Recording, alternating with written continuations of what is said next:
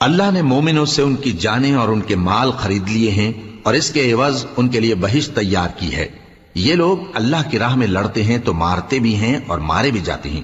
یہ تورات اور انجیل اور قرآن میں سچا وعدہ ہے جس کا پورا کرنا اسے ضرور ہے، اور اللہ سے زیادہ وعدہ پورا کرنے والا کون ہے؟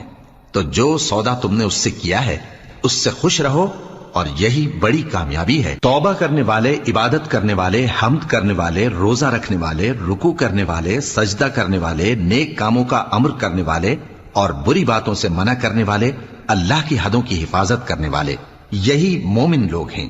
اور اے پیغمبر، مومنوں کو بہشت کی خوشخبری سنا دو۔ پیغمبر اور مسلمانوں کو شایع نہیں کہ جب ان پر ظاہر ہو گیا کہ مشرک اہل دوزخ ہیں تو ان کے لیے بخشش مانگیں، گو وہ ان کے قرابت دار ہی ہوں۔ اور ابراہیم کا اپنے باپ کے لیے بخشش مانگنا تو ایک وعدے کے سبب تھا جو وہ اس سے کر چکے تھے، لیکن جب ان